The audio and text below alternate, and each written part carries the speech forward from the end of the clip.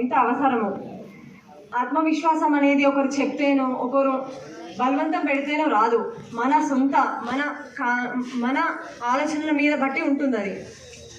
చాలామంది ఎన్నో చేయాలనుకుంటారు, ఎన్నో విజయాలు సాధించాలి, అన్ని అవరోధాలు దాటుకొని వెళ్ళాలి అనుకుంటారు. కానీ అక్కడికి వెళ్ళేసరికి మన ఆత్మవిశ్వాసం మనమే అనుకుంటాం, అయ్యో నేను చేయగలనా, ఇంతమంది ముందు నేను చేస్తానా లేదా అని తన మీద తనకి నమ్మకం పోతుంది. సో అలాంటి సమయంలోనే మనం చాలా గట్టిగా ఉండాలి. లేదు నేను చేయగలను, ఎంతోమంది చేశారు, నేను చేయలేనా అన్న భావన మనకు రావాలి. వివేకానంద గారు చెప్పారు, భయం, అక్కడ వెళ్ళే భయం అనేది అన్ని సమస్యల కంటే చాలా భయంకరమైనది. అదే మనల్ని ఎన్నో అద్భుతాలు చేయాలనుకుంటాం, కానీ భయం అనేది మనల్ని తొక్కేస్తుంది. అన్నీ మన అద్భుతాలు చేయడానికి కూడా వీలుండదు. మనం ఎంత నమ్మకంగా ఉండాలంటే మనం ఎక్కడికి వెళ్ళినా సరే నమ్మకంతో, అంటే చేయగలనన్న కాన్ఫిడెన్స్తో, సంకల్పంతో ఉండాలి. ఇప్పుడు చాలా మంది ఉన్నారు, గొప్ప గొప్ప వాళ్ళ కథలు మనం విన్నాము. వాళ్ళు ఎన్నో చాలా అవరోధాలు పొరపాట్లన్నీ దాటుకుంటూ వెళ్ళారు. అందులో ఒకడైన డెమోస్తనీస్, ఆయన పుట్టుకతోనే అది నత్తి ఉన్నవాడు.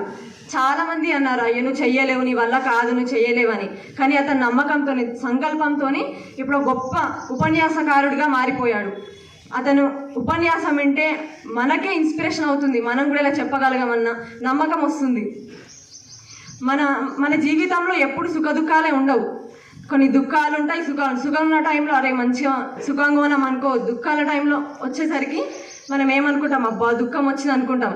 కానీ సుఖ దుఃఖాలు అనేది ఒక నాణానికి రెండు బొమ్మ బొరుసు లాంటివి. సుఖం వచ్చినప్పుడు సుఖంగా ఉండడం, బాధ వచ్చినప్పుడు బాధగా ఉండడం కాదు.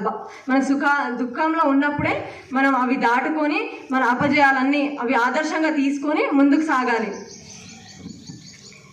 ఇంకా మన కష్టం, హార్డ్ వర్క్ అనేది అందరం చూస్తున్నాం. చాలామంది, నేను కూడా హార్డ్ వర్క్ చేస్తున్నా కదా, అందరూ హార్డ్ వర్క్ చేస్తున్నారు, ఇంకా అందులో చెప్పడం ఏముంది అనుకుంటాను. కానీ హార్డ్ వర్క్ అనేది మన సొంత ప్రయత్నంలో ఉండాలి. హార్డ్ వర్క్ ఒకరు చెప్తేనో అబ్బా చేస్తాలే అని అనుకోవద్దు, నేను చేస్తాను అని హార్డ్ వర్క్ ఉంటే మనం ఏ రానైనా మనం అనుకున్న విజయానికి ముందుకు వెళ్ళగలుగుతాం, మనం అనుకున్నది సాధించగలుగుతాం. చాలామందికి స్టేజ్ ఫియర్ ఉంటుంది, నాకు కూడా స్టేజ్ ఫియర్ ఎప్పుడు చెప్పలేదు. నేను ఫస్ట్ టైం ఎప్పుడైతే ఈ బుక్ చదివానో, నేను స్వామి వివేకానంద గారి బుక్, ఒక మాట చెప్పాడు, ఎప్పుడు కూడా మనం అనుకున్నది చేయాలి. ఎవరో చెప్పింది, మళ్ళీ ఎవరో ఏమైనా అనుకుంటారేమో అని అలా ఆలోచిస్తూ ఉంటే మనం ఎప్పుడు తగ్గిపోతూనే ఉంటాం, ఎప్పుడు అనగదొక్కేస్తూ ఉంటారు. అదే వాళ్ళని ఏవి పట్టించుకోకుండా ముందుకు సాగాలి. ముందుకెళ్తూనే మన విజయం వైపు అడుగులు వేయాలి. ఆత్మవిశ్వాసం గల వ్యక్తులు ఎప్పుడు తను చేసే పనిలో ఆనందం ఉంటూ అలాగే ఇతరులను కూడా తమ వెంట తీసుకెళ్తారు. అలాగే వాళ్ళు చేసే పనిలో కూడా ఎంతో నవ్వుతూ చేస్తారు. ఇతరులు కూడా బలహీనమైన వాళ్ళు కూడా మేము చేయలేమనుకున్న వాళ్ళని కూడా వాళ్ళ వెంట పెట్టుకొని తీసుకెళ్తారు. అలాగే మనం కూడా ఎప్పుడు ఆత్మవిశ్వాసంతో, దృఢ సంకల్పంతో మనం అనుకున్న విజయానికి వైపు అడుగులు వేస్తూ అందరికీ ఆదర్శంగా ఉండాలి. ఇప్పుడు మన వచ్చే తరాలకు మనమే ఆదర్శంగా ఉండాలి.